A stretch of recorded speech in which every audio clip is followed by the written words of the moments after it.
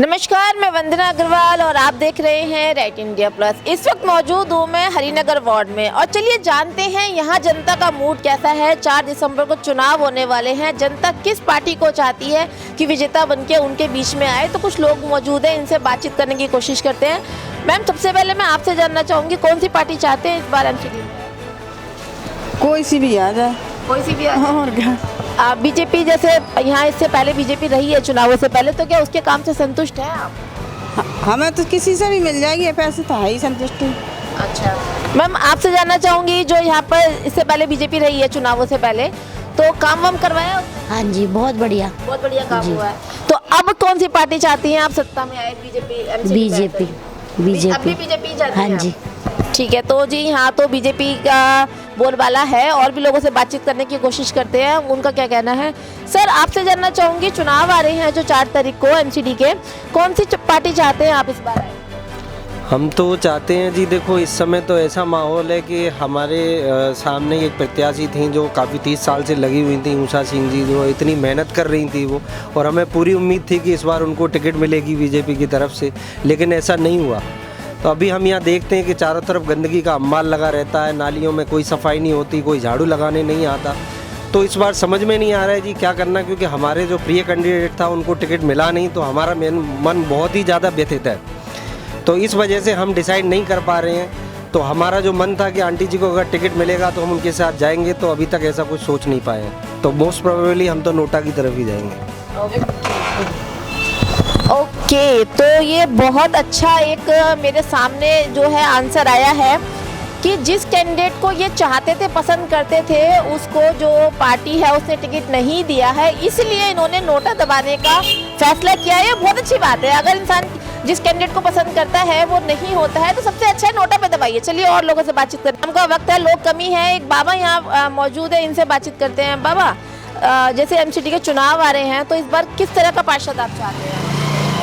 पार्षद जो पार्षद का काम है, नाली रिपेयरिंग का, नाली सफाई का, झाड़ू का जो काम है, जो अच्छे से काम करेगा उसी को सपोर्ट करेंगे। इससे पहले जो पार्षद हैं यहाँ बीजेपी के, क्या वो पार्षद भी रहीं, महापौर भी रहीं, उन्होंने रोडों पर कब्जा कराया, इसके अलावा कराया क्या? उन्होंने कोई भी काम नहीं किया।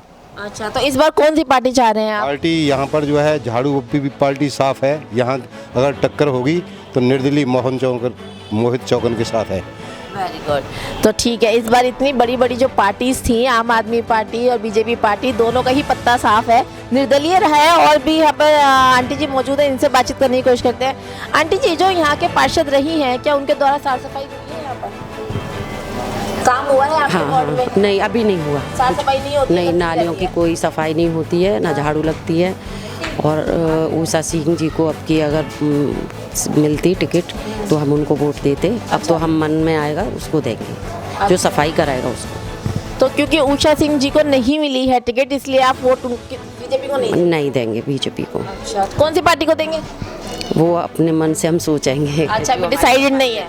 सफाई करेगा हमारी गली की और नालियों की, उसको देंगे। चलिए, तो इनका भी डिसाइडेड नहीं है, इनका भी ऐसा ही कहना है, जो सफाई करेगा उनको देंगे। चलिए और भी लोगों से बातचीत करने की कोशिश करते हैं यहाँ पर। और किससे बात करें, शाम का टाइम है, लोग बार हैं नहीं घरों के अंदर। हाँ, एक और लेडी मौजूद है, इनसे बातचीत करने की कोशिश करते हैं। तो मैं आपसे जानना चाहूँगी, यहाँ के जो पार्षद हैं, जो साफ सफाई यहाँ करते हैं, उनके द्वारा काम हुआ है यहाँ पर? कभी भी नहीं। देख लो, नाली भरी पड़ी है, कभी काम नहीं हुआ? कभी कुछ काम ही नहीं होता है यहाँ पर। तो इस बार क्या चाहते हैं, बदलाव चाहते हैं किसी और पार्टी को या वापस बीजेपी को ही? अब पता नहीं है, जीत जाते सो अपने घर में बैठ जाते हैं। जो काम कोई करके दिखाए तब तो पता चले। तो कौन सी पार्टी के साथ हैं आप? जो काम करके देगा। Very good. यहाँ भी कंफ्यूजन है, क्योंकि लोगों ने काम, जो पार्षद है उन्होंने काम किया ही नहीं है, तो लोगों को ये समझ नहीं आ रहा है कि इस बार वो कौन से को जिताएं, क्योंकि जो भी जीतता है आके सिर्फ गद्दी पे बैठ जाता है और काम काज कुछ नहीं होता है। ऑटो वाले भैया भी मौजूद है, कोशिश करके देखते हैं शायद इनसे बात हो जाए। भैया, यहाँ के जो पार्षद हैं अभी करंट में, उन्होंने काम वाम किया, साफ सफाई? हमारे यहाँ पे वोटर है। अच्छा, आपके वोटर ही नहीं है? चलो जी, बहुत अच्छी बात है, इनका तो यहाँ वोट ही नहीं है। कोई भी पार्टी आओ, इन्हें कोई फर्क ही नहीं पड़ता। चलिए एक और यहाँ पर दीदी मौजूद है, इनसे बातचीत करने की कोशिश करते हैं।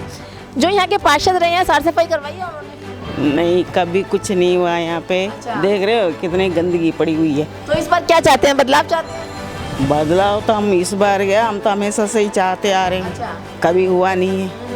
रोड जो देख रहे हो, ऊंचा नीचा, ना नालियाँ सफाई होती है, काम नहीं है, कुछ नहीं, परेशान है पूरी जनता। तो कौन सी पार्टी चाहेंगे इस बार आए? देखो पार्टी चाहे कोई सा भी आए, काम जो है सही होना चाहिए, हमारा यही कहने का मतलब है। तो जी यहाँ से भी पार्टी डिसाइड नहीं है, बड़ी कंफ्यूजन है, कोई भी नहीं चाहता यहाँ से किसी पार्टी का।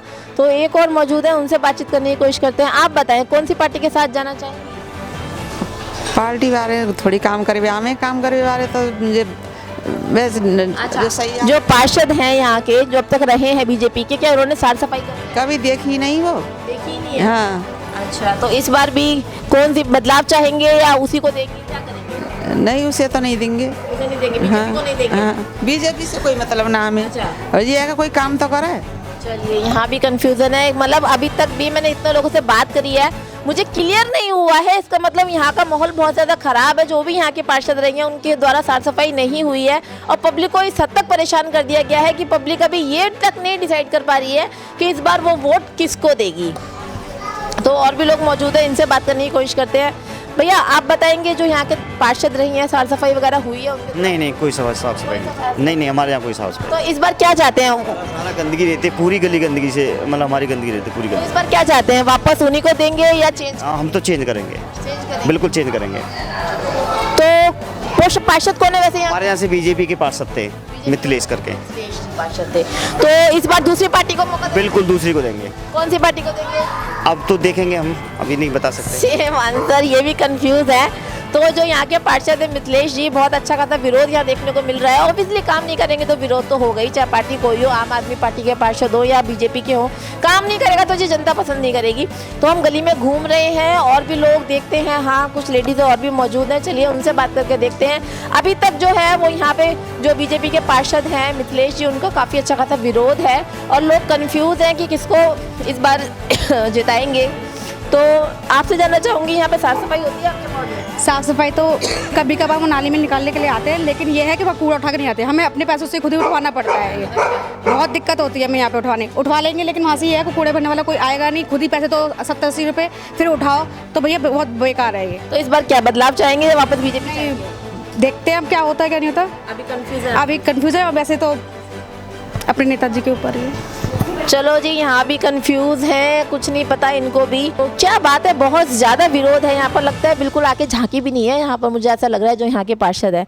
तो मैम, आपसे जानना चाहूँगी, क्या साफ सफाई होती है आपके? नहीं, कुछ भी नहीं। और कूड़ा हमारा निकलता है, एमसीडी वाले आते भी हैं और हम पैसे दे के अपना कूड़ा, और उस 40-50 रुपये 100 रुपये उसे दे के तब उठवाते हैं अपना कूड़ा। उठाने वाली मशीन भी नहीं आती है यहाँ को। अच्छा। हाँ, और खुद सफाई करते हैं, खुद धुलाई करते हैं हम यहाँ पे। तो क्या चाहेंगे इस बार, बदलाव चाहेंगे? हम सोचते हैं हमारी गली की सफाई हो और घर की गलियों की तरक्की हो, सब CCTV सब जगह कैमरे लग जाए, सब जगह तरक्की हो, यही सोच रहे हैं। तो कौन सी पार्टी की तरफ जाना चाहेंगे इस बार? अब तो रुझान हम देख रहे हैं कि जो पार्टी हमें ज़्यादा वो कर रही है, हम वही रुझान देखते हैं। चलिए, नाम इन्होंने भी क्लियर नहीं करा है, तो और लोगों से बातचीत करने की कोशिश करेंगे, क्या कहना चाहेंगे। हाँ, एक और भाई साहब मौजूद हैं। भाई साहब, आप क्या कहना चाहेंगे?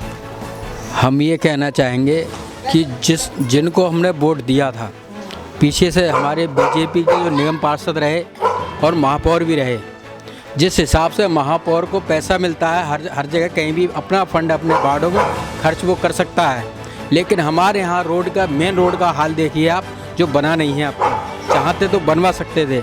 और हमारी गलियों की सफाई की व्यवस्था ऐसी है, हम गली वाले लोग अपने पैसे इकट्ठे करके कूड़े वाला लगाया हुआ है, जो कि रोज़ाना आता है और कूड़ा उठा के ले जाता है, उसका हम पेमेंट करते हैं। हाँ, MCD के कर्मचारी जो नाली वाले हैं वो कभी कभार आते हैं और निकालते हैं कंप्लेंट देने के बाद, और उसके बाद जो निकाल के जो मलबा रहता है जो हम वो वहीं छोड़ जाते हैं, और हमारे घरों में फिर वो कोई रिक्शे वाले या साइकिल वाले वो दोबारा फिर हमारे वहीं की वहीं पहुंच जाता है। अंततः बाद में फिर उसे 150 रुपये दे के किसी को फिर वो मलबा उठवाते हैं, तब वो जाता है।